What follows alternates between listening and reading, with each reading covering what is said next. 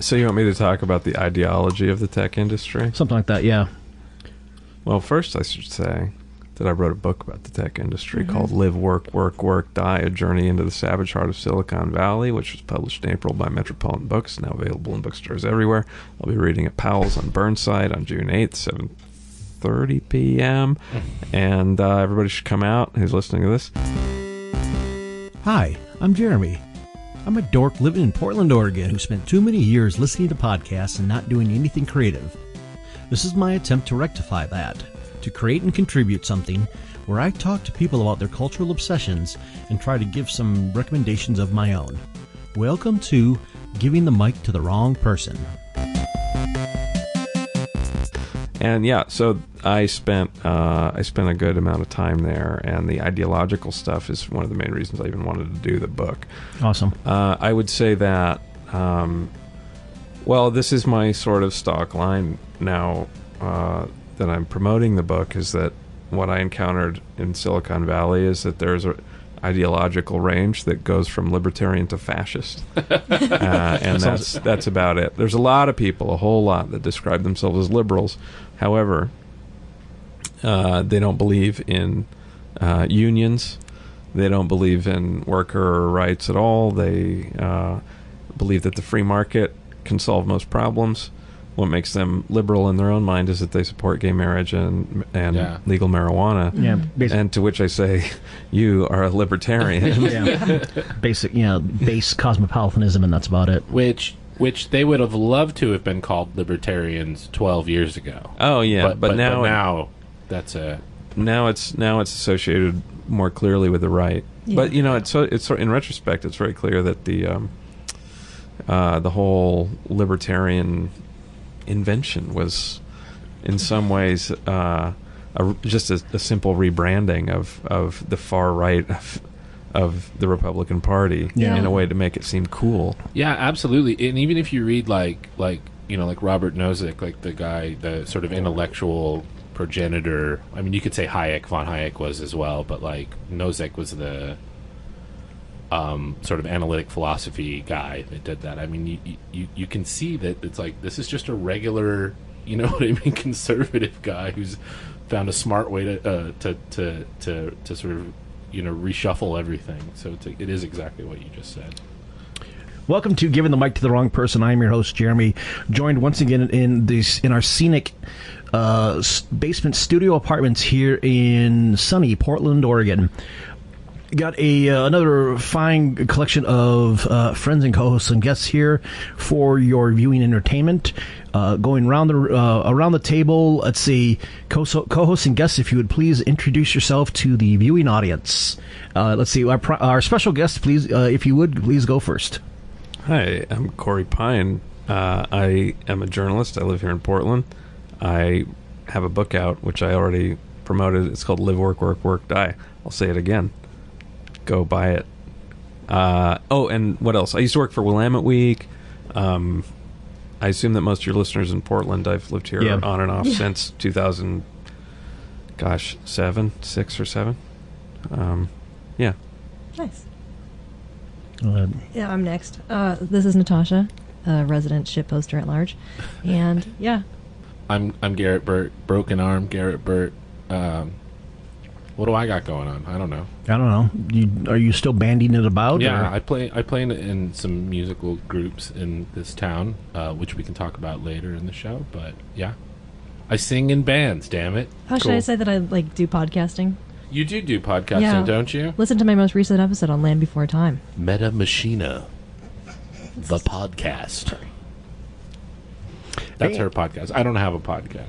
I come on this one every once in a while. I think that counts. I think everyone has a podcast nowadays. It's like the Garage Band. Like, seriously.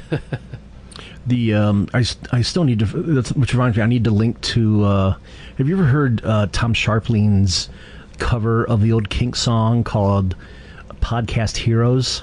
You can see everyone buying mics so they can start a podcast. Where I think on an episode of The Best Show, he just at some point just started playing is it Celluloid? What's the King? Is it Celluloid? Celluloid Heroes, and he just starts singing over his, just not even like muting out the vocals, just starts singing loudly over Ray Davies with his adjusted lyrics about podcast heroes.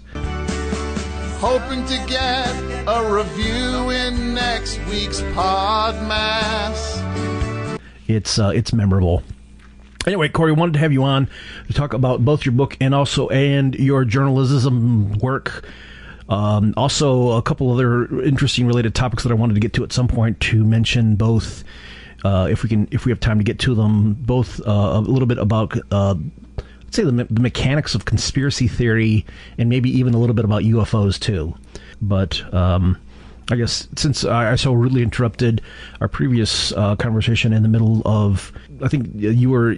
That's okay. It's a clean slate. Let's just pick it up. I don't remember what I was saying either. Okay, go for it. Sounds good. There's a reason we recorded tape and not to air, because I keep having to remember that fact. Like, oh yeah, we're cutting all this up, but it's not going out over to some 200-watt college station to, like, you know... And on that note that you were discussing, Jeremy, I just was re-listening to News from Nowhere. And I I forgot. I always your podcast. Connor, my editor, is here in silent capacity to remind me to plug the podcast, which I have been really bad about. I also do a podcast called News from Nowhere. Yes, which is on Patreon. We need to start putting out the promised free monthly show on iTunes, which is supposed to be the way to attract new listeners that I came up with. But mostly, it's just kind of it's an organic growth. Yeah. I do it on Patreon because I used to work in newspapers and get paid to do things like, interviewing people and stuff like that. Yeah. And now the podcast is, I always say, the only way I get paid to pick up the phone as a journalist. Because even if you're a freelancer, you get paid the same no matter how much research and reporting you do. Oy. But the podcast, people want to hear the process, which is actually pretty interesting. So it's also one of the only ways I replicate the feeling of being in a newsroom and having, like, interesting conversations and information sharing with all kinds of different people. So, News from Nowhere. Yeah, which I also listen to. It's one of the things, like, we technically have a Patreon, but I still need to figure out a way how to either gate off, like, parts of the show, or even, because I think my production speed is low enough that I don't really I barely can keep up with a semi-regular production of the regular free show. You know what I would do if I were you, and you're recording everything anyway, just for the people that are the hardcore fans, just let them listen to the whole thing, basically, and then you don't have to do any extra work editing it. They can just listen to the because what people like about podcasts is, like, it's like, oh, it's like friends I don't have time for. Yeah. Yes. I think that's an excellent point. It's like every podcast I love is people I would want to hang out with if I had the opportunity. Yeah. You know what I mean? Well, that was the thing of, and God, who was it? I think everyone from like Howard Stern to Rick Emerson talked about how there's the thing about radio is that because radio is our voices in your own head, especially if you're wearing earbuds all day at your either at the gym or at your desk at work, and that's more that's almost like more intimate than watching anybody on YouTube or regular TV or film or something, because it's like you're spending time with these people for better or for worse. Hey folks, this is Jeremy just popping in here. If you like what you're hearing, why not help us make the show? You can support us for as little as $1 a month, donated through our Patreon, which is at patreon.com/givingthemic. Every little bit helps. Thanks.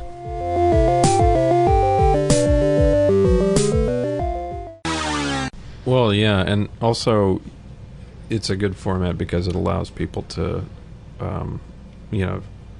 do whatever they need to do and have this separate mental life, which is like kind of what our society has reduced us to. Yeah. We can't have full expression of our autonomy or our time or our thoughts, but we can have our headphones on and be having a separate mental life and series of relationships in a way.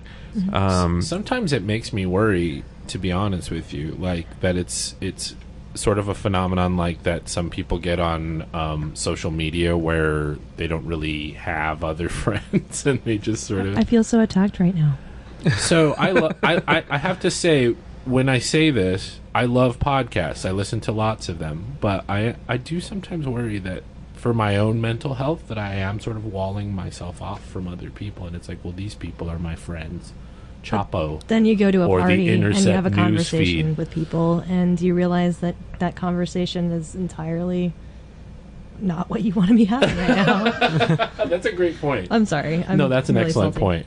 point. You know what it is too. I've told this story on probably my own podcast, but last to this party, probably shouldn't even say that much detail. If you cut that out, it's fine. I went to a party like within the last 8 months or so, and was talking to somebody I had just met. Actually, I was talking to somebody else. It was like a conversation happening around a table like this. Mm-hmm. And, I got a little bit ranty, as I am wont to do, especially when there's party and drinking involved. And I finished my rant about the state of the country or whatever. And this person I just met, there was this sort of natural pause, like when somebody was like, oh, I have something to say. And it seemed like he had something to say. And then there was a pause. And then it became an awkward pause. And then he said something about the new Blazers uniforms. And he hated them. It was like a total non sequitur. It was just talking about like, That's some yeah, awesome. I didn't expect us to go fascist this fast. And like, well, I don't know. What do y'all think? And it was That is like excellent. But that's part of the reason I think that people get sucked into social media and podcasting and all these different online communities because, going back to like where the society forces us day to day, capitalism forces us day to day, is like not having a way to express these things. And if somebody brings it up, you have these random encounters with people, and you never know how they're going to react. Oh God! And- Yeah, I mean, Every they are time. like communities that you ascribe to. They're just not necessarily people you meet with in person. Yeah, So- which I agree has some unhealthy aspects, but I'm not as cynical about that as I was maybe a few years ago. Because I keep meeting interesting people, through social media and podcasting, whatever, and it seems like people are forming connections. Like a lot of the political organizing that's happened in the last few years, I think, is pretty directly related to those communities online. So. Yeah, I think it's there's been for me a sort of desire to like be in my neighborhood and feel community with those people, even For sure. even though there might not be the sort of people I'd have a great conversation with. And I think that sometimes I worry that living a more online life and I'm like the least online of probably anyone that's ever on this show, but that desire to have community where I live, because I want to make changes to political changes to the world in which I live, and I'd really love to do that, but I wonder if the appeal of people that have opinions like yours and have interesting things to talk about makes it.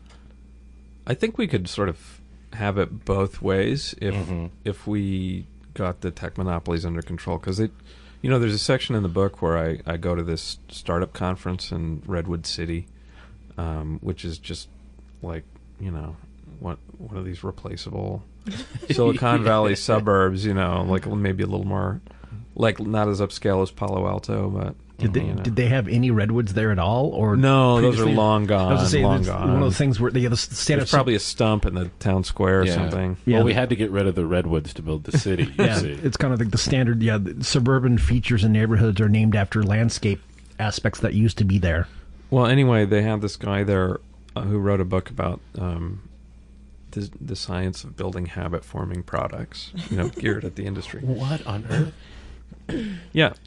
So, imagine if Twitter didn't have, and it's not the only site like this, but we've gotten conditioned to respond to things like counts and follower counts and all these numbers, and that's part of what makes these systems feel addictive and why people get sucked in and they start to lose the physical reality of their lives and that connection that you're sort of missing with people in your immediate vicinity. I think if we regulated these companies properly, there might be a recognition that some of the tricks that they use are equivalent to, tobacco company marketing that we simply don't allow anymore. Huh, interesting. I can imagine having some of the benefits of these technologies without all of the downsides. Yeah. That might be I'm not usually this optimistic. I feel a little uncomfortable to be saying something that's so seemingly optimistic, but I do think it's true. Well, certainly that's been the ideal, right?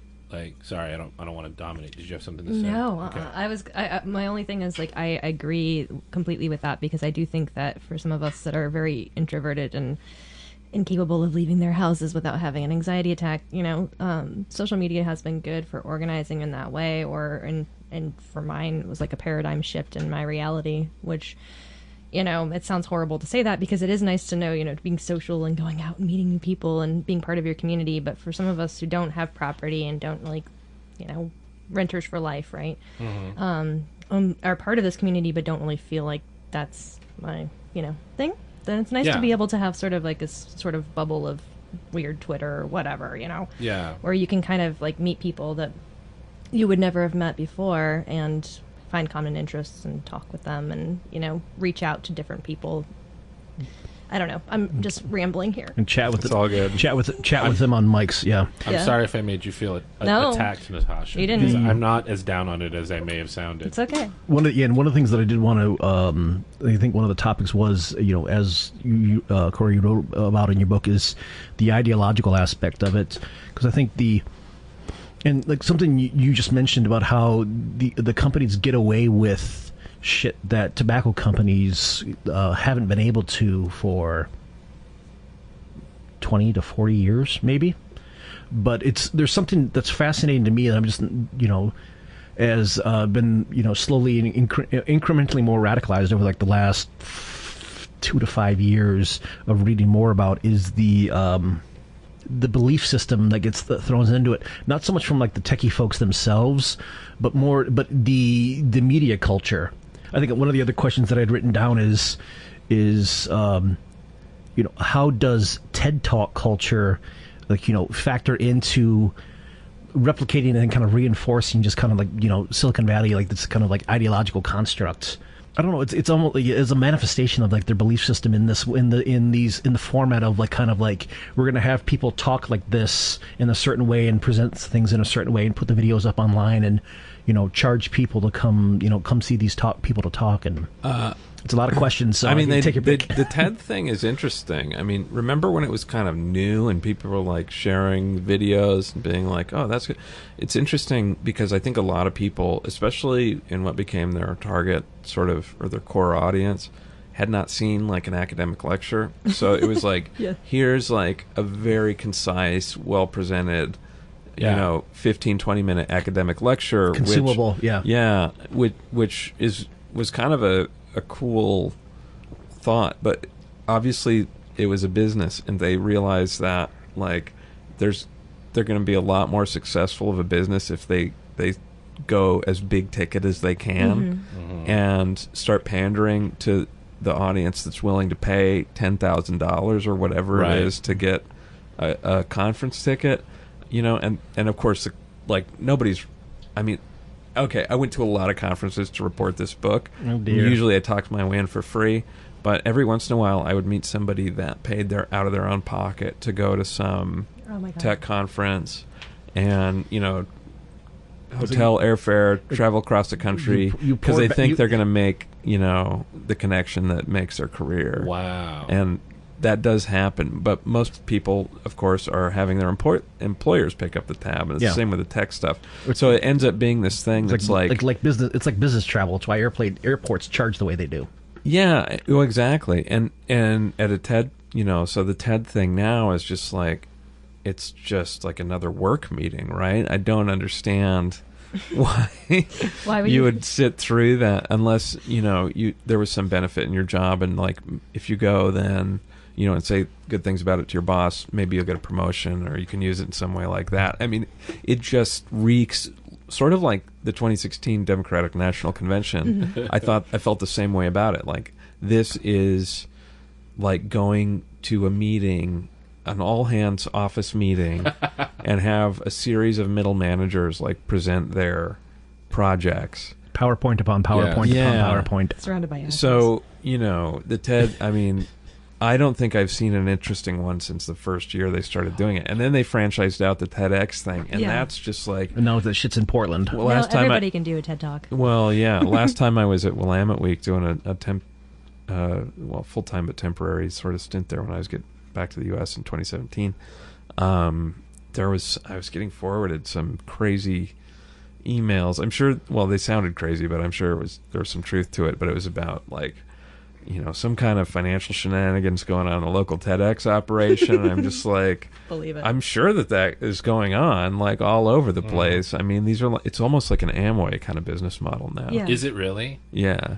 Yeah, because I can't remember the last time I saw a new TED Talk, where I was like, hey. And The only one I really liked was the one where they talked about cremating yourself with mushrooms. Oh, I don't remember. Yeah, that like one. green burial. Anyway, The ones I do see are the ones I've already seen before. Like the Brene Brown about vulnerability, or the one about what you need to have a happy life and all this shit. Isn't it? It's no like one posts them it's self-help. anymore. It's self-help content Yeah. that's sort of migrated from print Exactly. to video, basically. Yeah. Too, With more, and projectors. What were you talking about? Oh, we were Before talking the break. TED Talks. TED Talks and corporate motivational indoctrination kind of thing. Yeah. and ideological replication. Yeah. Yeah, so the ideological the really horrifying thing is that at Silicon Valley, because now they are the media, basically, they've figured out ways to propagate the underlying ideology. Not that this is a conscious process, right? Like they're just doing it Yeah. without even thinking about it, really. But it's the water. Yeah. yeah, Yeah, exactly. And that's kind of how ideology works, right? Yeah. You don't. It's what you do, and you don't have any reason why you do it, right? Yeah, so now we've got one where, numbers are the most important thing, and bigger numbers are better than smaller numbers, always. Yeah. That's one of the, unstated assumptions of the Silicon Valley ideology. I think the worst part for me is just this whole corporate push towards this sort of spiritual mindfulness culture and all this like self-help stuff that got recycled into this. I have a friend that's weird working crap. on that. He's doing, he's doing his own, practice, meditation, whatever. But he was going to do his master's research on corporate mindfulness, and also there was one. He went to like a prison where they're doing like they're teaching prisoners mindfulness, and it's like, is this even compatible with the original sort of intent of this practice? Yeah, that sounds pretty bizarre to me. It's it's interesting in terms of the timing of both your book coming out at the same time, like Barbara Ehrenreich's book coming out about like her kind of like response to a lot of like bullshit corporate wellness culture and kind of like what it actually how it actually functions versus what it is sold as. Yeah, I find that it's capitalism is at this point, and Silicon Valley being, very Californian, kind of hippy dippy counterculture roots or whatever, is very well placed to sort of make capitalism seem, what are the buzzwords they have? Conscious capitalism. Yeah. Right. Triple bottom line. That was one I heard a lot here in Portland. Yeah. I think that's from the Northwest up So here. I have a business degree, so I got an ass full of triple bottom line, and they make you take these ethics classes that are, an absolute joke. That's one of the things that I've noticed from to go back to our about the pervasiveness.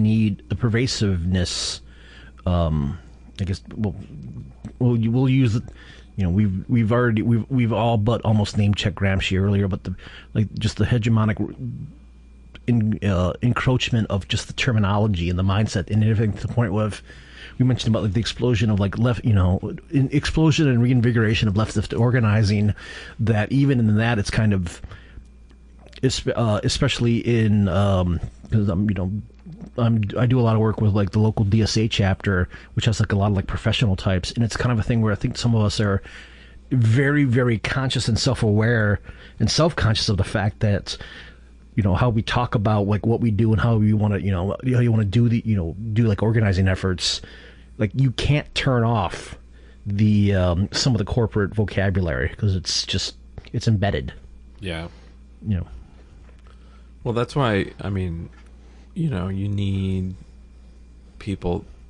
I think about this a lot, like the most sort of epic defining writers and philosophers invent new vocabularies. I mean, Marx did that. He's probably the last one that actually really succeeded in inventing a whole new vocabulary. And before that, you had essentially religious figures who would do it. And it's something you see...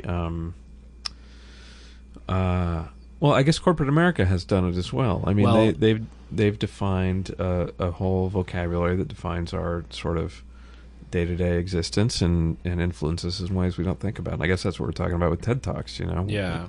And the kind of organizing you were talking about being inescapable.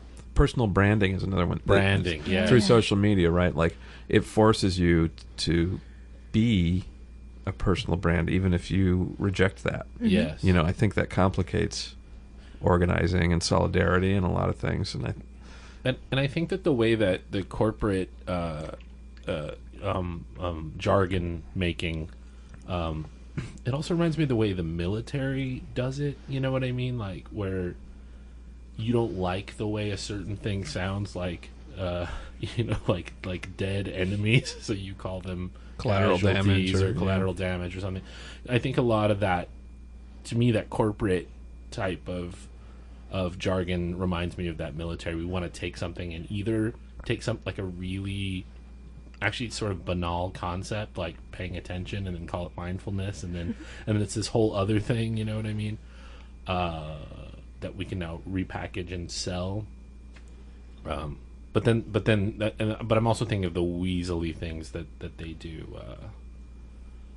Shit, nothing's there. It's replete with it. If you've ever worked for a big company. Oh yeah, no, I do. I'm it's reframing. I won't give away where I work, but I can say that they just changed the health incentives, so now that like people that I work with in healthcare have to do 40,000 steps in order to earn their HSA money. I voluntarily wear my Fitbit, but oh man, you got to stop doing that. Fight the man. No. This except that's the thing. You got to remember, I'm technically a contractor, which means my coverage is garbage, and I don't have, and it is, so it's not part of the regular day job ecosystem. Yeah. So they don't. I mean, my garbage coverage doesn't even have the kind of like enforced or incentivized wellness bits. Well, that's good because you don't have to download a fucking app to talk about and to do these like online quizzes about your sleep cycle or your nutrition. And, oh my god. Yeah, it's.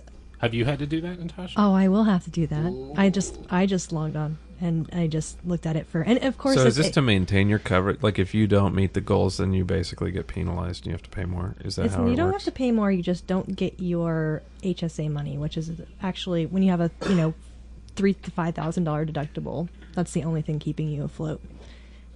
Yeah, that's the kind of thing that makes me, think like, what kind of society do we really have? I know that freaks me out. What you just said freaks me out. Yeah, I mean, and also the fit, and no offense about the Fitbit or whatever, but just I realized because you said that, I was like, oh my god, they're everywhere. It's like you said you wear it voluntarily, but like, at what point do they basically become mandatory? Because that's how health insurance works. Well, that's what I think. Well, my reasoning for wearing this is that I wanted a pedometer and a heart rate meter that I could patch into my phone because at least I could record it all.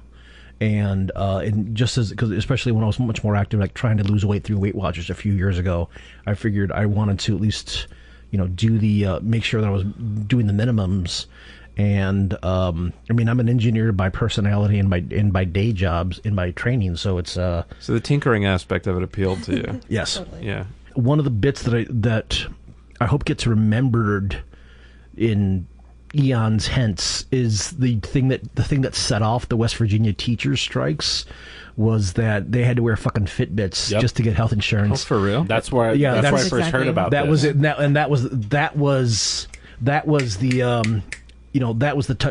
the touch powder. That was it. That was finally like, okay, fuck you, we're doing something now. So on book tour, I keep telling people about some of the new stuff that's coming down the pipe, and 60 Minutes some weeks ago, basically right before I went on book tour at the end of April, did a segment on the new thing out of MIT Media Lab, which is like a headpiece, like a headset kind of thing, but it uses the bone conduction technology to transmit sound in. Yeah. But it's also got a new way of essentially reading and decoding your conscious thoughts. Oh boy.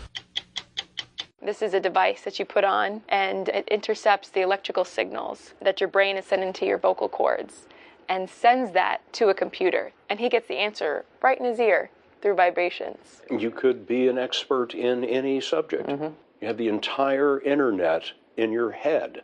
That's the idea. So it's from a jaw tick, right? It's something like that. It's picking up on subvocalizations or something like that. Talk to that are really, up to speed scientists say, it may have been a controlled demonstration. It may not work as well as they portrayed it at working. But if it works even a little bit, it's only a matter of time, like the Fitbit, until this kind of thing is mandatory.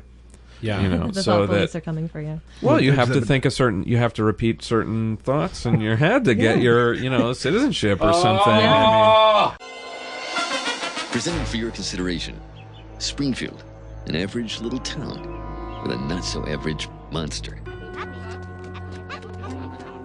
The people of Springfield have to make sure they think happy thoughts and say happy things, because this particular monster can read minds, and if displeased, can turn people into grotesque walking terrors. Happy thoughts. Boy, I'm getting mighty sick of this. Ruff, bow wow. One thing I'd like to talk about with you in terms of your experience with Silicon Valley is this whole idea around productivity and, just like you said, work, because I feel like we're just increasingly moving towards a society that, if you don't work 60 to 80 hours and don't kill yourself, you're not considered morally, righteous in any way, Allow me to crack a beer before I answer that question. It's too much. Go for it. There we go, yeah. Folks, we're partying. This one's for you, non-60 hour worker. I think it's terrifying, and I can't imagine. I was on that treadmill, and I, developed, as many people will, some related health conditions. Yeah. I think stress is as bad as anything you can do to your body, and we're basically in a culture where, if you're not destroying your body and mind through compulsive overwork, then you're not doing enough, or you're not contributing.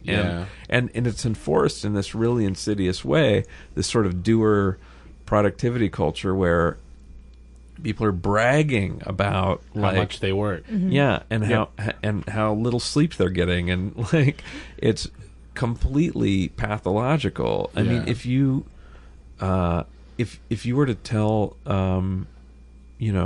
people like our grandparents or great grandparents' age, the routines of the average full-time professional worker, they would think you were insane, and they fought for a 40-hour week, and they were damn well going to use it for their own enjoyment. And it's the frightening thing to me is that people don't even seem to remember what it was like to enjoy idle time, or to do things on their own schedule, or to have an unscheduled day. And or to hang out. I'm Captain Idle Time. I am not made for this world. I should have been born like an 18th century aristocrat or something.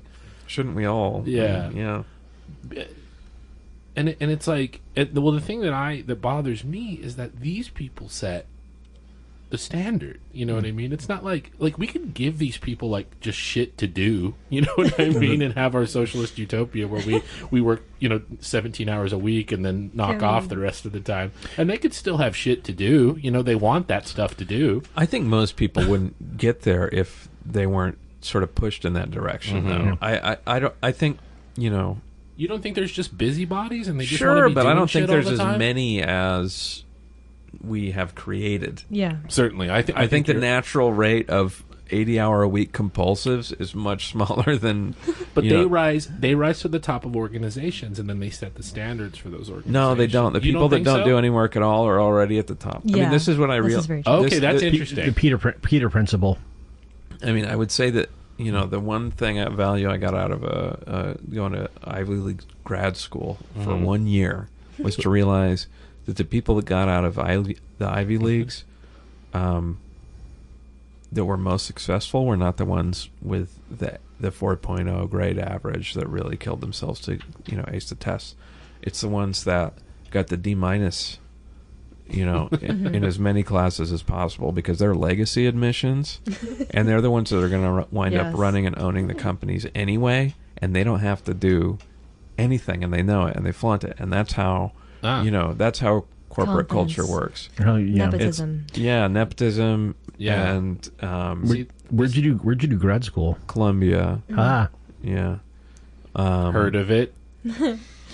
I went to undergrad at Evergreen in Olympia. Okay, and I cool. had this professor who was That's a slight contrast. out of he came from Columbia, and I told him I got into Columbia. I'm going to Columbia. Like, this is like a week after graduation. I was on campus, and he's like, great, because he was talking stories about how to build a barricade with burning tires and stuff.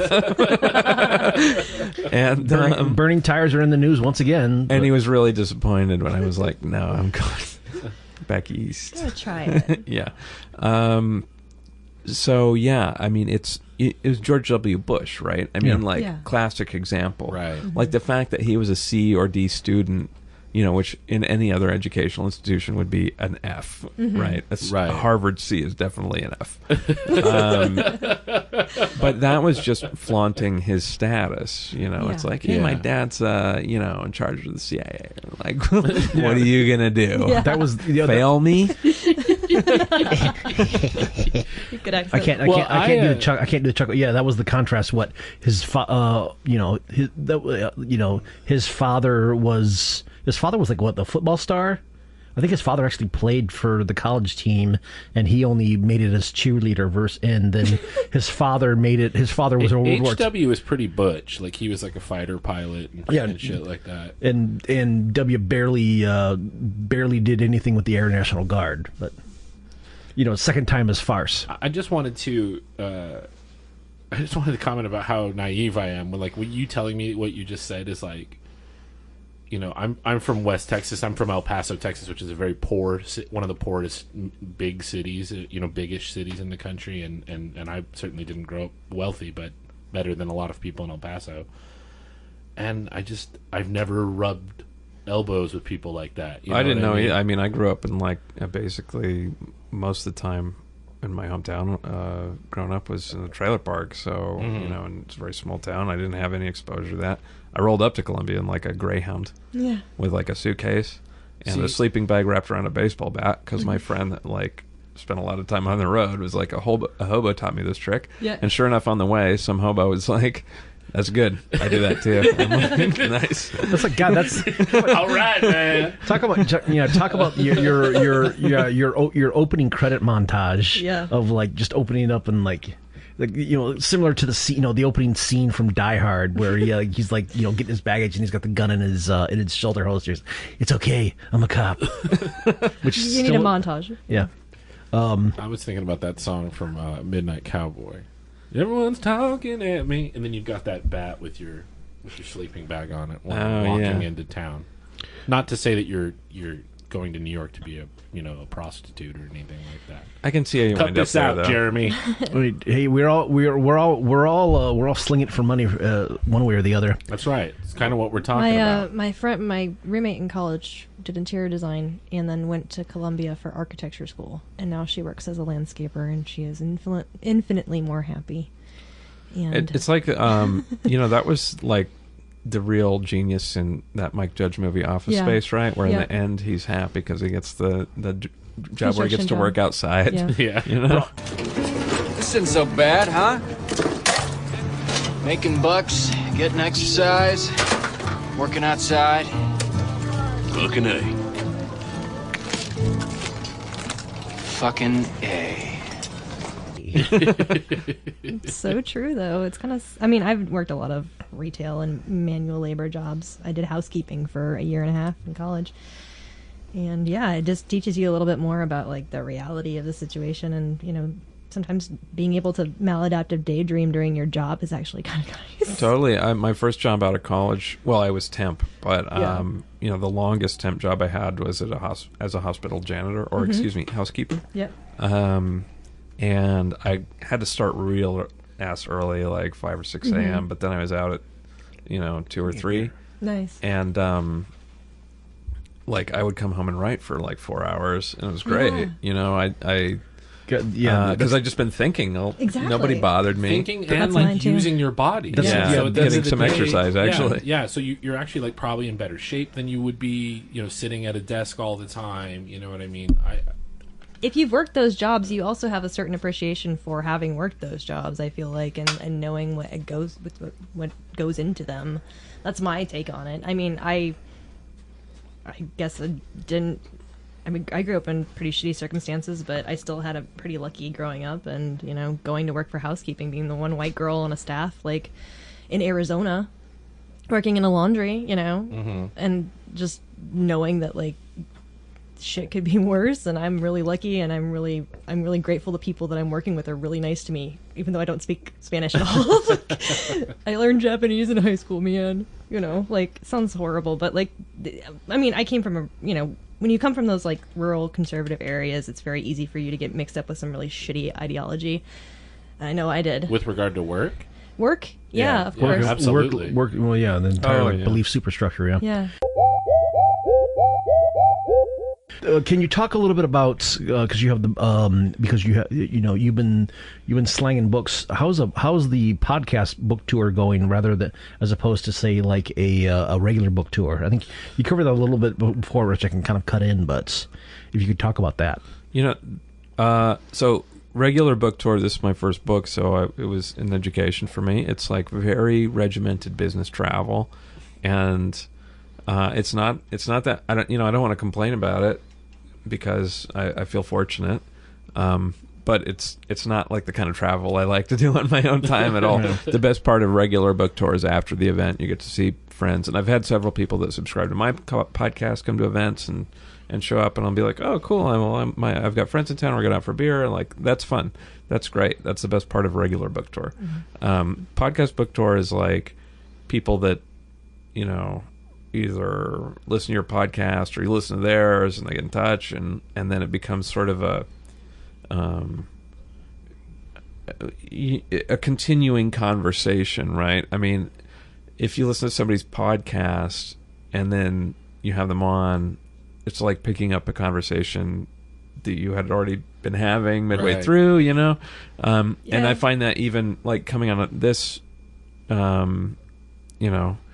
if everybody's kind of listening to similar stuff, we're all having I feel like I know you. There's a larger conversation. There's that's happening. Yeah, there's 4 or 5 shows I could link to, here, for more. If you're interested in this, listen to Corey. The Library of Congress recommends these interviews on the following shows. Well, it's kind of nice though that's the great thing about the podcast community, especially when it comes to the leftist one. I think it just there is a mixing of things, but it just kind of makes you feel a little bit special. Well, and it's kind of fun too, because it's like, oh, we don't have to talk about this in detail because we all know what we're talking about, you know, whatever it is. Don't have to you know explain what I why mean? capitalism is bad. Yeah, you know? exactly. We don't. Yeah, we don't have to go like, well, this is what liberals are like. Am I right? You know, because we're all like, we understand like there's a difference between being, you know, kind of on the one end of the left and versus being a liberal. You know what I mean? And Yeah, so, you know, in a practical way of answering your or a concrete way of answering your question is like, so on podcast book tour, I get to go 5 or 6 steps beyond, yeah, you know, Just answering the questions. You know, if I do a mainstream show or event, it's like, actually, you know, I get basically to the basic thesis of the book, which is like, actually, tech isn't this great emancipatory. So we understand you wrote a project. book. That's cool. Yeah, exactly. Oh God. Whereas in the podcast, it like people tend to know where I'm coming from. They've maybe read some of my stuff before or heard me on other shows, and you know, then it can be a conversation that's more finely grained, like we've been having, or it can be like, you know, something more sophisticated, like, is tech part of the answer? You know, is there a socialist utopia that involves tech, or is tech something that we need to get away from? You know, in order to reclaim our humanity or whatever. Like, those are much more interesting questions than I tend to get on the sort of mainstream shows or on, you know, from audience at events. Not to disparage anyone that's come to any event or that is thinking about coming and asking a question. I definitely don't want to discourage questions that. are stupid. Just ask. It's okay. But you never know. Like, you never know where people are starting from. Yeah. So on a, you know, just going on a lefty podcast circuit is like, you have a starting point for the conversation. Yeah. It's like showing up to a party where it's like, oh, how do you know the host? Versus showing up to a party where nobody knows anybody. Yeah. singles And mixer. you've got to, yes, you know, speed dating or something, Yeah. and you've got to start from zero. A TED Talk. Or a TED. does speed dating still exist? Yes. Okay. Hell yeah. None of that shit Oh, ever it's goes even away. better because it becomes more niche now. So it's Oh, like God. if you're really into anime or something like that. I don't know. Yeah. That's Just throwing it up. anime speed dating seems like it would be could be both better and worse. Yeah. The Q&A aspect of the book tour, of the and the difference between, say, your leftist podcast chat versus normie book tour thing. I had a rare occasion to bridge the two. This is almost a month ago now, but a few weeks ago, when the aforementioned Barbara Ehrenreich was at Powell's to do her book reading. And it was kind of like a much more informal, because like she was just being interviewed by a host from KBOO, you know, the local freeform hippie radio station. But she had the Q&A section, and me being me, perks up at the end because I was in the audience. I just asked her, you know, it's like, can I ask you a political question? And she's like, yeah, sure. So I asked her like what she felt about like just the reignition and the explosion of leftist organizing in the last couple of years, especially since the group that she helped found and at one point was the co-chair of the Democratic Socialists of America, like what she thought about that. He's like, yeah, that's great. And she just went on for like a good 5-10 minutes talking about that. And it was and like how the first it was an interesting reaction because of, I think the audience had never heard of the group before. For, you know, not too shocking, but like she said that, yeah, the best non-electoral thing they're doing is the brake light clinics, and you know they should do one around here. And when she mentioned that, just you could see there was a palpable reaction from like her audience. She's like, wait, what? You know, that's awesome. We should help out with that. And it was just the Yeah, that's cool. Yeah, and I was able to talk to like 5 or 6 people afterwards because I was wearing my DSA shirt and even like giving out little contact cards. Like, yeah, well, here's our website. We're having to do a general meeting, yada yada yada, and even got to talk to her like at the very end of it and gave her a little like local chapter DSA pin that she was happy about. So That's cool. She's one of the best. She rocks. I'm sort of bummed that her most recent book is about her expectation of dying soon, soonish or whatever. You know, she's ready for it. I mean, I don't know what that. I haven't read it yet. I don't know if there's some big reveal the end. Like she had a brush with cancer, as far as I right. understand. That was like her maybe not her previous book, but recent one. Yeah, I think in fact I even have. I can't remember if it was her last book or one a couple years ago. I just picked up the book that she wrote about just trashing the positive thinking movement in America. Like an entire book of fuck these people. This is bullshit.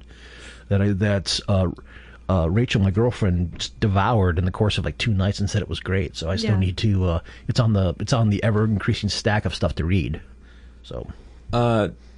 Well, I hope I get to meet her eventually. We share a publisher, so one of these days I'm sure I'll cross paths with her. But it's very on point considering what we've been talking about. I mean, the motivational stuff, the TED Talks.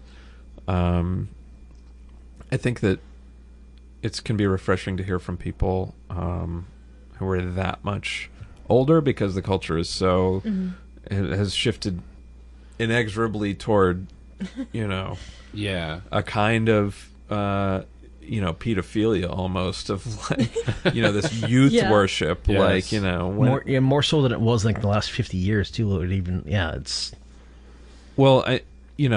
I'm turning 36 this June, and that's basically dead as far as media goes. Like The Onion did a thing a few years ago of 24-year-old journalist, looks over his shoulder and at the, his replacement, he's getting aged out, and it's totally true. I believe it. Yeah. God, I'm older than all of you, so yeah. I know. I'm turning 34 this year, and I still feel like as a woman, it's sort of you getting into those as soon as I hit 40, I'll just disappear into the ether, and no one will see me anymore. Oh man. Sorry, not true, but you feel that way. And yet we're all here. Yeah, and yet we remain. I was just kidding. It was a really bad joke. I'm sorry. No, that was a funny joke. It was funny. Can we talk about Elon Musk just for a minute? Because sure. One of my great joys in life is watching Elon Musk flame out. Yeah, just fucking go nuts. Well, what's flame out isn't quite right because nothing's going to happen to him. Nothing right? bad. It's just a few more people him. know that he's a jackass, which has been evident for quite some time. And we don't have to spend a lot of time on Elon Musk, but what do I want to ask you about Elon Musk? I spent 10 years on Reddit. I didn't think I know Elon Musk. Well, my thing. So I love posting on Facebook when Elon Musk is being ridiculous, and people love him. Yeah, what's there's the deal? It's because they think that he's going to save the planet. They think that, or fucking Bezos. It's core. Yeah, it's core American. Talk about indoctrination. Genius. Wealthy genius comes up with world-changing technology to save the planet, or Tony Stark. I mean, that was Tony Stark. That's the more appropriate Tony one. Stark. Yeah. See, I didn't read comics as a child. Well, leave me alone. You guys. Robert Downey Jr. when he took over the role of Iron Man for the Hollywood franchise, said that Elon Musk was his sort of model for the way that he played the character. Although he, of course, brought his own sort of manic energy to it. I don't think Musk is that sort of he's not that interesting, witty or interesting or charming. He can be as amusing and charming as or that he would ever have such drama wrung out of any substance abuse issues. Well, right, and abusive family and all that. But I think who knows how much of his sort of mentality is shaped by the abusive father versus the fact that he was growing up white South African with servants and the whole bit. I think it's probably a little of both. Yeah, but, 80s white South Africa. Yeah, yeah. I find him to be a really interesting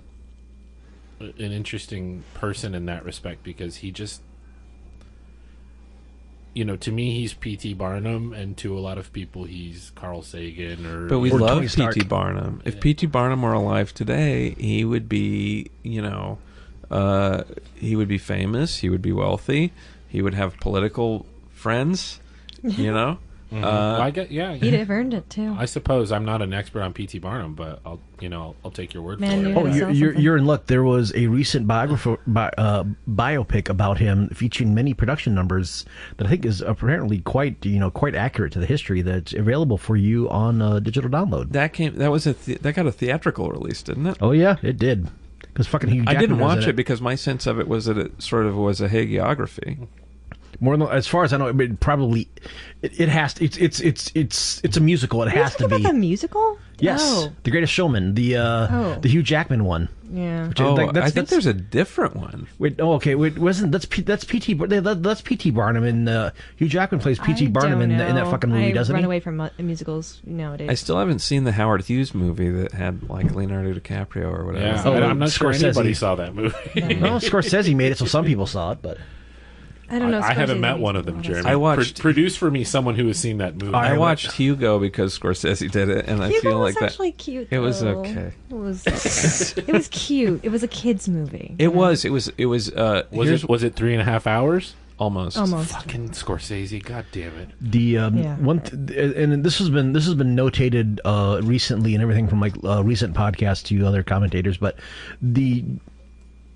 just the humor and of like a fucking course it took this. It was that the whole thing that sparked the most recent turn in Elon Musk's change of public perception was just him showing up to the fucking Met Gala, like with Grimes on his arm, looking both of them wearing lifts.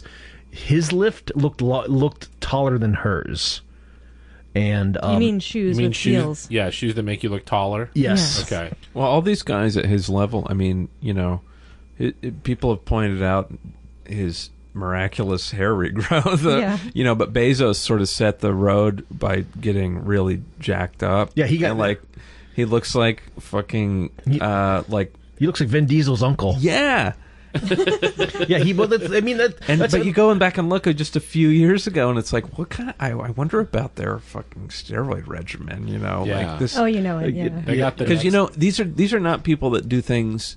They love shortcuts. They love right? shortcuts. And there were lots of stories about the Google guys and their fascination with nootropics. Peter Thiel was the blood, but nootropics have been big in Silicon Valley for a while. So it's like, what kind of drugs are these guys eating? Just well, not just that, but the 90s are back again. We're gonna get if you can remember tales from early Lollapalooza, fucking smart drinks are gonna come back if they're not back already. Because that's what aren't nootropics effectively just the modern version of smart drinks, or am I mixing that up in my head? These are pills that you take that are supposed to enhance your brain capabilities. This is like it's off-market ADHD medication. Yeah. Oh dear. Yeah. Yeah, and it's interesting that all of the big sort of free to watch fringe hosts on YouTube and radio and stuff are in the supplement market. It's like. And you go look at what to a person. They're every single one. Folks, I got something here. We talk about a lot of things here. I got something here. So go to my website right now, and let's see the new Austin fish oil here. Austin, and I'll tell you what. There's all these globalists out there. Boy, I'm slowly leeching into something between Macho Man and Hulk Hogan. I tell you, all these globalists, brother. Listen to the Mean Gene. Anyway. Sorry. What happened? That reminds me of liking your tweet about Dead Milkmen. Oh. we gotta play that song. What did song. I say about Dead? Yeah, we gotta play outro music. But Stuart classic Dead Milkmen track, which I was tweeting about the other day, because if you listen to lyrics of that song, it's everything. That's happening now. Jeez. And it's framed as a conversation, a monologue, really, between a man and his neighbor, who he's schooling on the hidden conspiracies, driving, the country, and something about gay Martians. Oh yeah, they're building landing strips for gay Martians. Who knew that Martians had two genders? Yeah, they're putting stuff in the water to make the frogs gay. That's true. This is the equivalent. Yeah, it's but 1980s punk, right? Actually, we'll use that as a very handy segue, because one of the things I do want to talk about, because it's been for an object of fascination for me for, I think, where did it go? It's not here. There it is. He knows where every book is in his house at every time. Oh no. He's like the Doctor Strange. Since reading this, a copy of Voodoo Histories, way back in I think 09, I think like 09 or so, a book by Dan, it's either Dan or David Abramovich. David.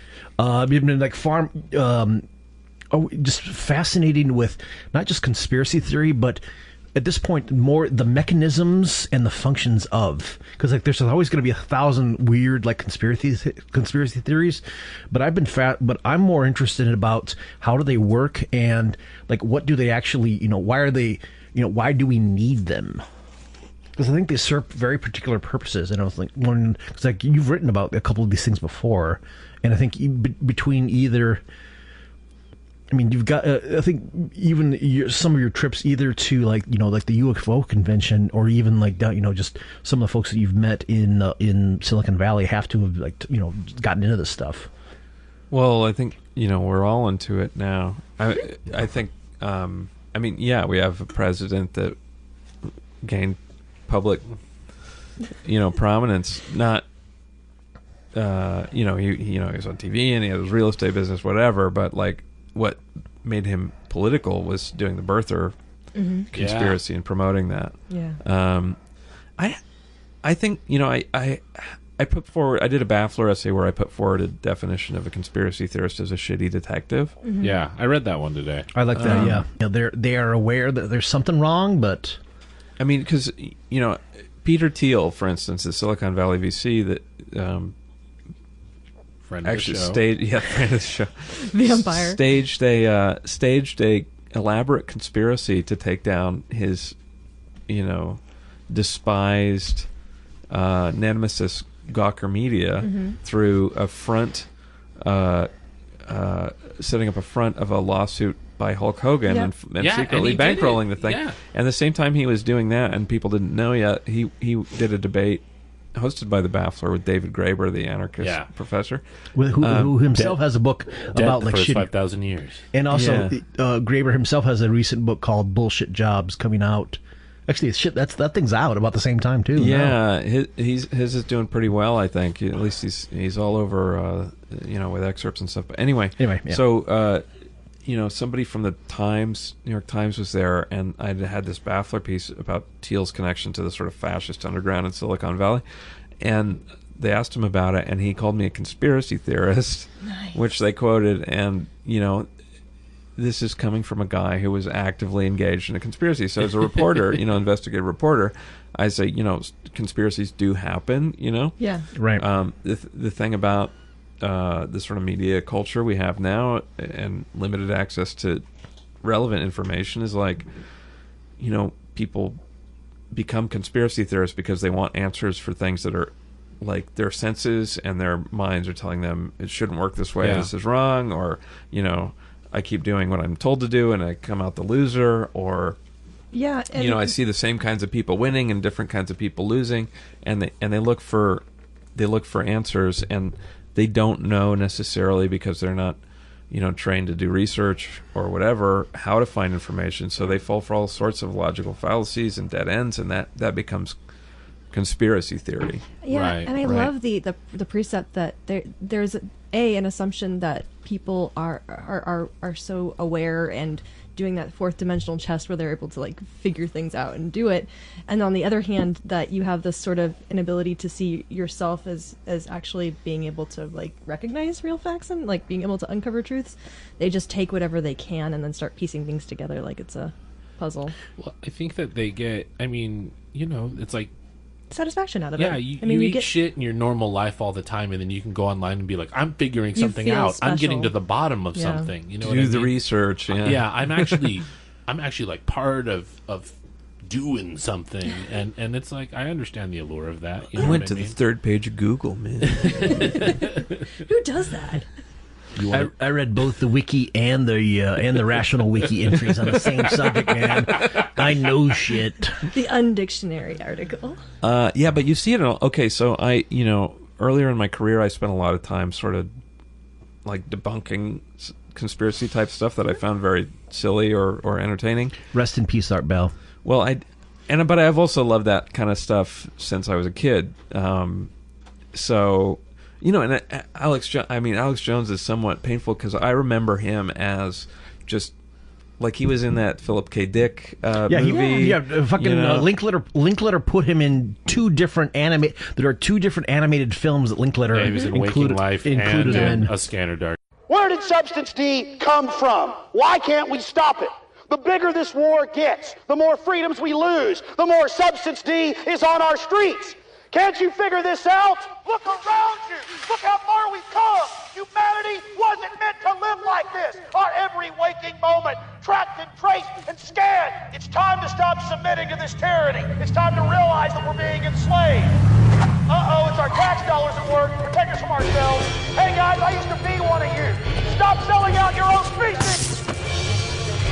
Yeah, he seems sort of harmless, and Art Bell, not even Art Bell wasn't necessarily harmless in a way, but not in the 90s, hell no, but yeah. Alex Jones didn't used to be on this whole Nazi kick, in my recollection, but I think he determined that it was more profitable. Anyway, where was I going with that? Oh my god! You're talking about debunking earlier in your debunking. Career. Okay, so there was a guy I used as sort of academic expert because I did a story for the Alt Weekly in Santa Fe, New Mexico, when I was working there about the 2012. This was this was like 2011, so I was writing about the topical. Yeah, and I went to some ceremonies where they it's like some kind of Mayan fire ceremony or whatever, and I went with the crystal New Agey people and did their whole thing and got enmeshed in it and did a story about, one of the central characters was this guy who was like an astrologer, and he'd come up with a lot of theories, and then this more popular writer kind of ripped him off. So there was like plagiarism accusations and all this stuff, but for stuff that was nonsense. And so I talked to this academic who was like a real, academic, PhD archaeologist, and had done research down at the Mayan temples, and was like, no, here's what they're wrong about, and he's going wildly, and it's bogus research. A real Dr. Jones. Anyway, and I'm not going to say his name. I guess I've given enough people to find it, but I don't want to. We're still sort of like internet friends or whatever.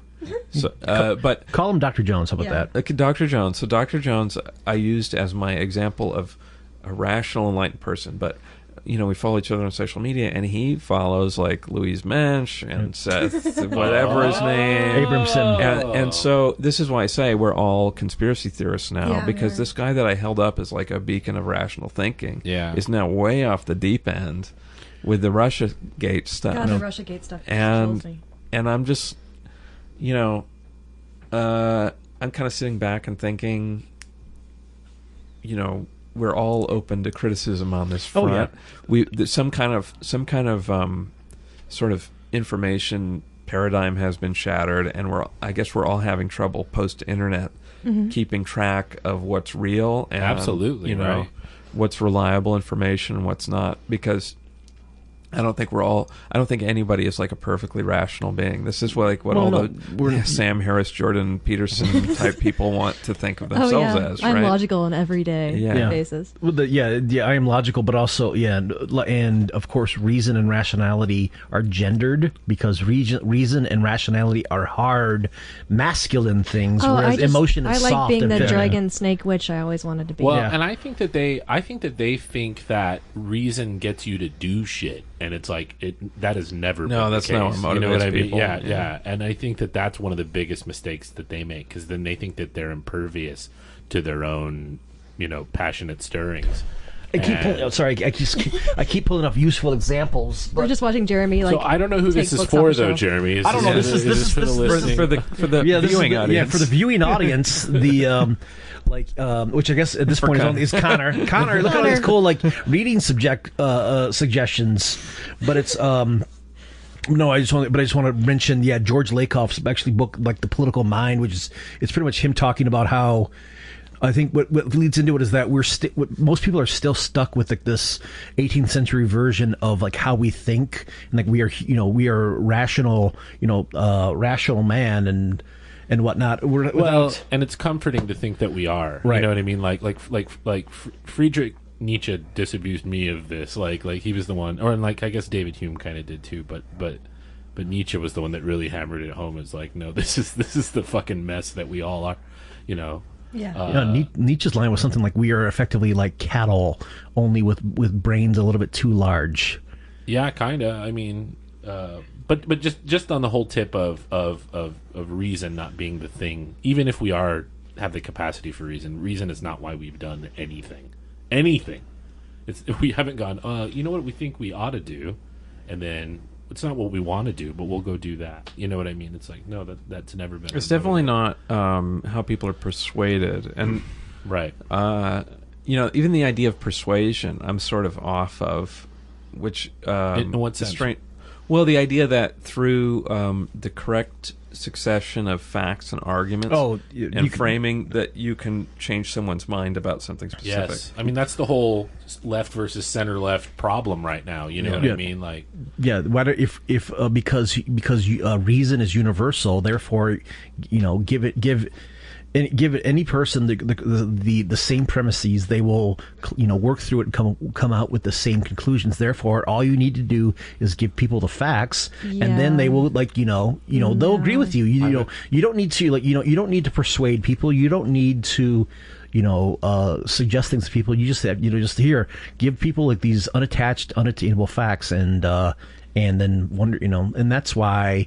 100% of all people believe that we found WMD in Iraq because that's what happened.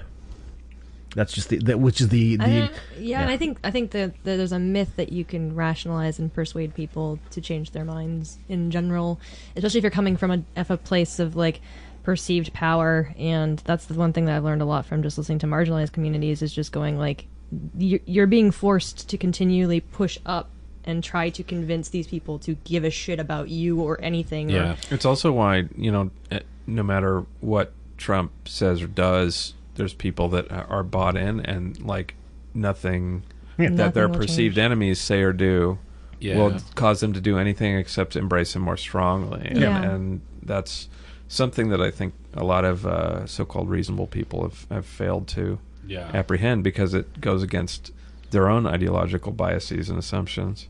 And that's one of the things I keep like referring people to like a couple of like George Lakoff's last book about because he's written about the problem is not just because his take forever was about framing and whatnot and why people believe the way things they do, and then eventually became realizing that's not enough. That's just the model we used for like how people think is just completely the popular model that a lot of like high status, kind of like semi-clueless professional media people, the intellectual types that kind of like uphold the the ideas of the ruling class or so are just completely like based on this this model that's 2 or 3 centuries out of date. Yeah, their brains broke, and they're continuing to be broken on Twitter, and it's really fun to like hate follow some people and be like. Like they're like waiting for the savior to come in and change everything. Like if it's not Russia, it's not impeachment, it's not whatever. If it's Me Too, it's anything that they can use that they think that like there's going to be some place of authority and power that's going to come and fix everything. It's like fuck you. and now we return to the Posadists. Sorry. That's we need the aliens to come down. Yeah, the aliens will come down and save us all, or after a nuclear war. Yeah, I'd believe that before I believe any kind of political change.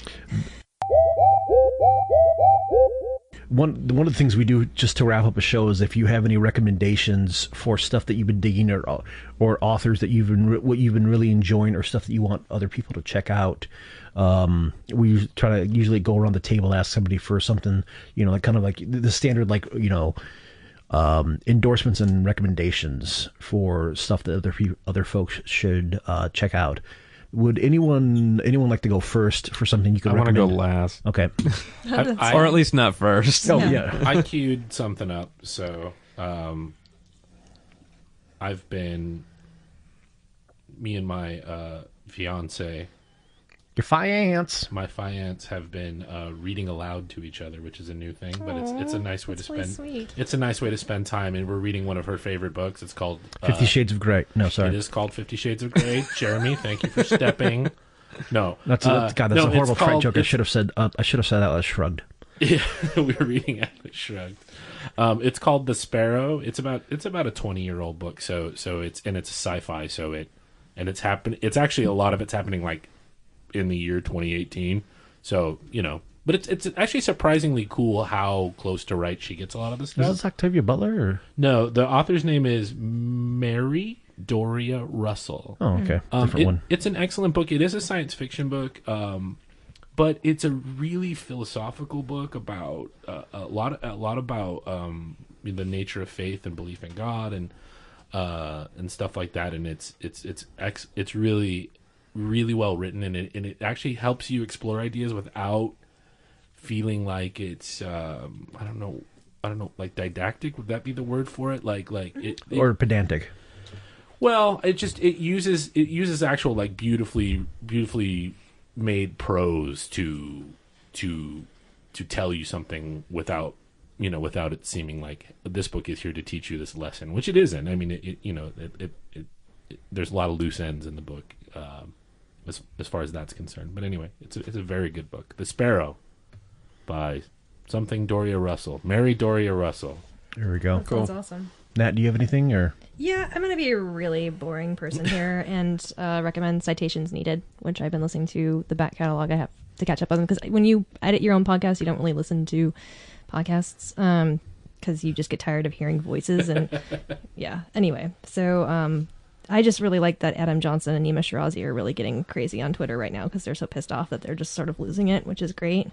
They do really good media studies and talking about how media frames our perspectives of different things and talking to different guests. And I'm sure you're all familiar with them because everybody that listens to this podcast probably does already listen to them, but I'm just going to wreck that. And also I'm going to wreck Corey's Baffler articles because they're great. Oh, thanks. Yeah, That's I really liked nice. your computer science one, especially. I went, that one got a pretty big backlash. I love it. I was hoping to talk about it, but we don't have time. Yeah. That's all right. I'm in the neighborhood. We can do another episode sometime. Just get a beer. Don't have to record it. Yeah, conversations that aren't recorded don't happen. I thought you're a podcaster. I You know know. these. I do know. Sorry to interrupt you. No, that's okay. I'm really embarrassed to admit that my brain's been semi-functional since the book tour. I haven't been reading a lot. Yeah. So, I have a couple of strains that I could recommend. Nice. Which ones? I'm listening. Well, I like serious. This is a West Coast based podcast. So I like to mix this high CBD strain called Astral Works. Nice. Okay. I love high CBD. With another strain that's completely the other direction called Unicorn Horn. Oh, nice. Of course, there's a strain called Astral Works. Yeah. That's my next one. I'm digging one called Black Cherry Soda right now. Cool. I had Pineapple Fields Forever yesterday, and I haven't even heard of that. My intoxicative choice is cheap beer. So I was just in mix them. Washington State and California, and the weed isn't as, at least they both have recreational dispensaries now, but it's just not as good. Better as here. It's It's good, better right? here. Like, yeah, because you can get high strain CBD, Better which and is cheaper. not like people are like, you can get CBD, and I'm like, Connor yeah. disagrees, I think. No? Best weed is in L.A. Nice. Okay. All right. That's a fact. Well, I Next time haven't I'm had down any there. weed. Well, time. well. Anyway, can argue. try it. Try I'm gonna this try marijuana. Astroworks for sure. Yeah. I'd ask you which shop you're going to, but that's kind of like I would want to get a commission on it if I were to recommend it. we don't advertise on this. Yeah, we don't. Tell me later. Yeah, we don't deliberately mention private businesses unless they I'm going to mention mine, Kind Heart Collective on North Denver Street in Portland. You have it. Tell them Garrett sent you. They won't know who the fuck you're talking about. Oh yeah, no, I go on there. I go there. Yeah. The two recommendations I want to give is one is a recent book put out by Verso called "Mistaken Identity: Race and Class in the Age of Trump" by Asad. Is it Asad Haider? I think it's Asad Haider. Yeah. Asad Haider. Yeah. I believe it's the younger brother of Shuja, which is a great book talking about the history. I think a lot of it is effectively like his a mix of God. How do you want to pitch that? It's like his response to kind of like what identity politics started as versus like how it got corrupted, and very much going into the history and laying out why what was originally called, what became called identity politics, came from a very necessary time and place. And also like how it is, and also detailing like I said, how it got corrupted and vulgarized through opportunistic politicians and clickbait and mass social movements that decided that they were going to detach themselves from much more like, an actual like material, like ground level working class movement, and instead just kind of like float off into the ether about and only like be concerned about policing people's language, and like that's about it. Mm-hmm. It's a great book. It is a very quick read. It is out by Verso. They have it. The ebook is real cheap, as those kind of things. I heavily recommend it, folks. The other thing I would recommend is a game put out by called Stellaris, which is what is called a 4X game. It's a lot like the game called like Civilization, only it is about you are managing kind of an alien race, building your own empire, where you have to kind of do this standard like explore, expand, exploit, and exterminate. And it is a lot of fun, especially they just put out a recent story pack where at one point they started, it's kind of a thing where when you're exploring a new solar system, you occasionally find these little anomalies, which are little like story elements. And in the story elements is where the writing shines. Like, it's one of those things where they hid Bertrand Russell jokes in this game. Nice. So, like I said, if you get a chance, check out Stellaris, and also Asad Haider's book called Mistaken Identity, out from Verso. All right. Is there anything that y'all would like to plug, or how can folks get a hold of you? Special guest, we'll let you go first. Yeah. I'm reading at Powell's on June 8th, 7:30 p.m. on Burnside. Live, Work, Die is the book. I'll be there with friends. Come check it out. Definitely. Where can they find you online? At Corey Pein is probably the easiest. CoreyPein. My website is coreypein.net. And if you want to get in touch with me, there's an email there, or just tweet at me, whatever. Definitely on Twitter, right? Yeah. Nobody ever says that, I know. You can find me, Natasha, on Twitter at Ashes for Foxes. I chose that name before I decided to do something on Twitter. So that's why it's 6. But you can also check out my podcast at Metamachina, METAMASHINA. That's machine in Russian. Enjoy. We talk about monster husbands, dinosaurs, orc mating rituals, creative uses of lightsabers. Yeah. I'm at Comrade Garrett on Twitter. You can tune in for the every 7 or 8 weeks when I actually tweet something. Do you tweet your upcoming gigs? I don't, because I don't know who that follows me on Twitter would give a shit about that. But if you want to, I'm in a newer group called Late Shift. We do sort of classic country and Western swing. You can find that at Facebook. Facebook.com/Late Shift Country. I'm playing a gig on Friday. Nice. At the Star Day. You're going to be able to strum? I'm going to just have my cast on. I'm just singing. This is going to be weird. Oh, okay. What Friday?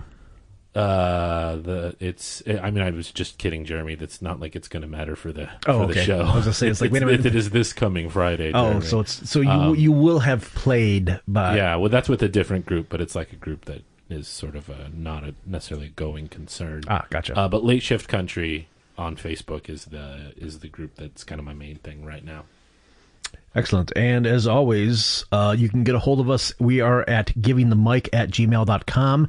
We do have a Patreon that I really need to start dumping better content. But if you would like to help us put out the show, or at least pay for the hosting costs, please find us at patreon.com/givingthemic. Have all your friends like, subscribe, and share. Facebook.com/givingthemic. We're on Twitter at givingthemic. I think that is all we have. Any final words from anyone in attendance? Speak now. Thanks for having me. Thank you for coming on. It was really a joy. This was a lot of fun, you guys. And thank you very much. Good night, ladies and gentlemen. Good night. Good night. Salute. Thanks. All right. Awesome. Thank you. Thanks for tolerating the long recording. No, it's fine. I usually record for like 5 hours, so I've gotten better about not going on for so many hours, so as not to take up. Back a cool core 16-ouncer. They're good, fine people, Stuart, but they don't know what the queers are doing to the soil. You know that Johnny Worster kid, Kidler's paper papers in the neighborhood. He's a fine kid. Some of the neighbors say he smokes crack, but I don't believe it. Anyway, for his 10th birthday, all he wanted was a burro owl. Kept bugging his old man. Dad, get me a burro owl. I'll never ask for anything else as long as I live. So the guy breaks down and buys him a burro owl. Anyway, 10:30 the other night, I go out in my yard, and there's the worker kid looking up in the tree. I say, what are you looking for? So I'm looking for my burro owl. I say, jumping Jesus on a pogo stick. Everybody knows the burro owl lives in a hole in the ground. Why the hell do you think they call it a burro owl anyway? Now, Stuart, you think a kid like that is going to know what the queers are doing to the soil? I first became aware of all this about 10 years ago. The summer my oldest boy, Bill Jr., died. You know that carnival comes through town every year? Well, this year they came through with a ride called the Mixer. The man said, keep your head and arms inside the mixer at all times. But Bill Jr., he was a daredevil, just like his old man. He was leaning out saying, hey everybody, look at me, pal, he was decapitated. They found his head over by the snow cone concession. A few days after that, I opened up the mail, and there's a pamphlet in there from Pueblo, Colorado, and it's addressed to Bill Jr., and it's entitled, Do You Know What the Queers Are Doing to Our Soil? Now, Stuart, if you look at the soil around any large U.S. city with a big underground homosexual population, Des Moines, Iowa, perfect example. Look at the soil around Des Moines, Stuart. You can't build on it. You can't grow anything in it. The government says it's due to poor farming. But I know what's really going on, Stuart. I know it's the queers. They're in it with the aliens. They're building landing strips for gay Martians. I swear to God. You know what, Stuart? I like you. You're not like the other people here in the trailer park.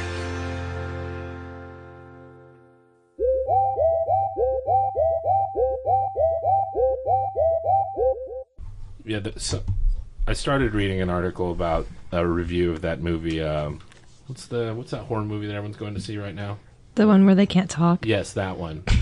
Well, spoiler alert. The Quiet Place. Yeah, that is and it. they were talking about, and it's really true. Like, not everyone likes horror, but some of the best studio movies being made right now are horror films because horror films are seen as sort of unimportant. Though too. I lost my headphones. Someone on a Skype call? Yeah, it's usually somebody. It's been somebody on Skype for somebody on Skype, and then at one point it was someone calling in another guy to bridge from he's Skyped in from his. We're not going to talk about hers. the Posadist episode. I don't want to fuck up.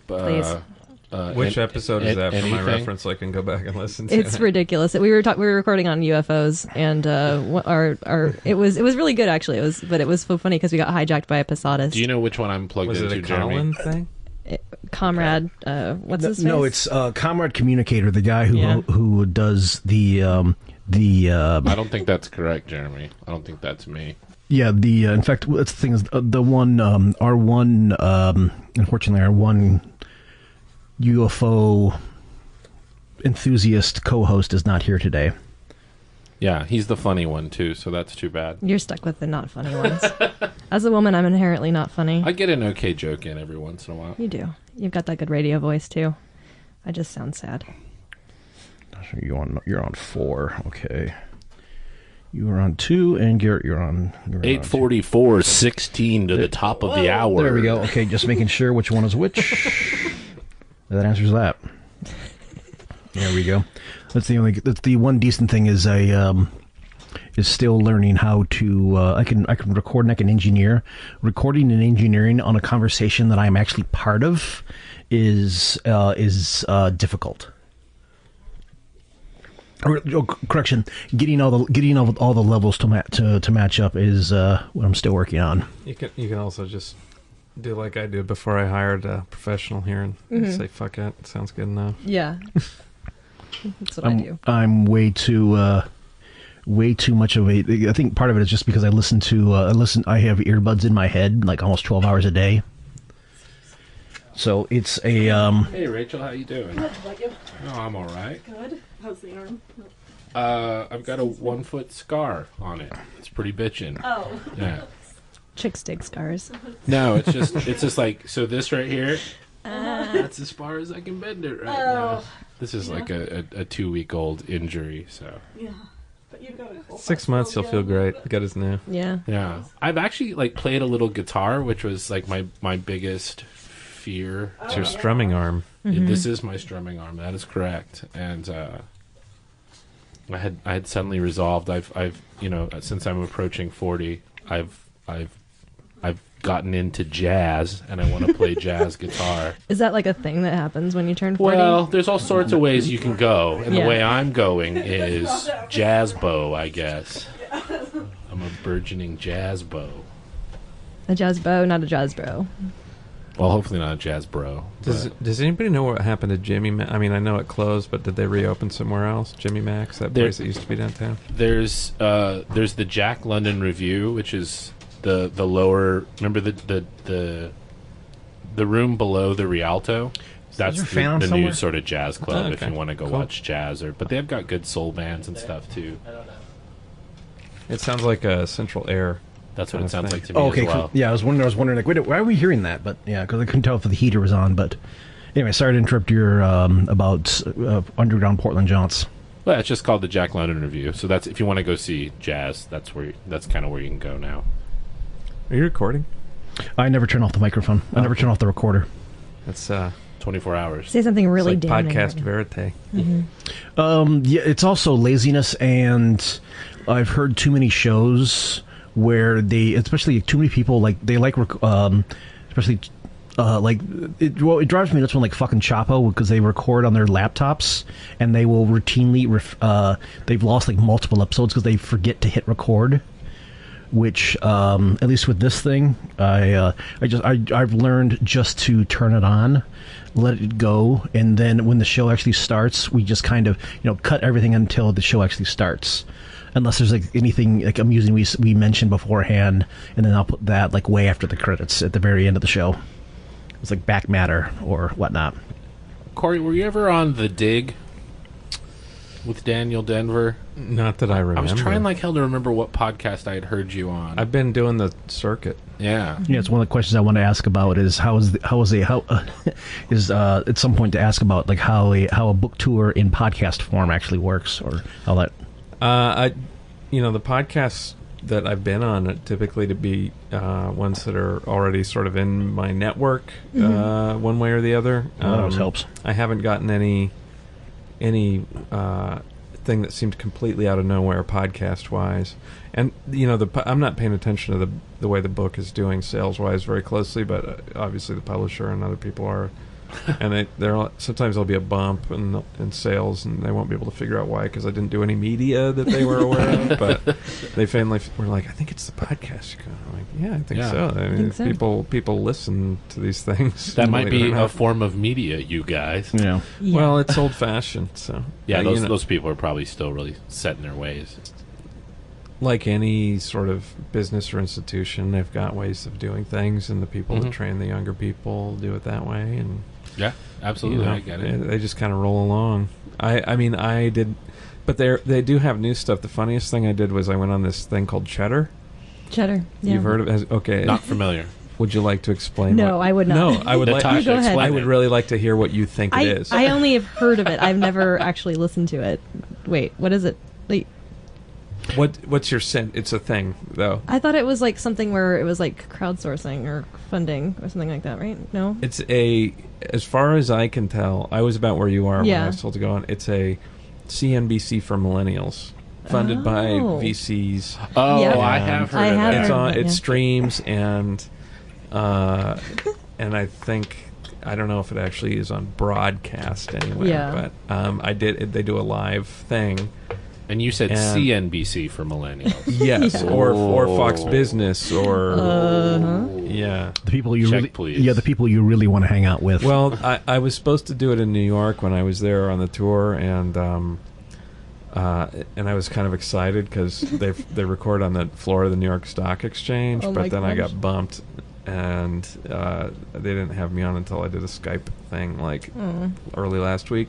Not as fun as going on the floor of the Stock Exchange. Oh no, that would have been a blast. I could have done something fun, but I was on it was the strangest experience. I was on for 3 minutes. Oh my god! The pre-interview was 10 minutes at least, and I thought it was going to go very differently, and it was kind of amateur hour because they took whatever the producer had learned during the pre-interview and asked the strangest questions, like, Like what? Have you always wanted to do a book? It's cool that you did a book. I'm like, what? I got it's deliberately targeted at millennials. Like, dude, that's some like college radio ass Gen X bullshit too. Yeah. So, The people on my wife was watching. She said that the people that were the anchors were like, their body language indicated that even though they had to banter and were like sitting at the same table in fairly close proximity, like indicated that they'd never met each other before. Awesome. That's what Makes sense. that's Chemistry. Talk about using the entire apparatus just to appropriate VC money.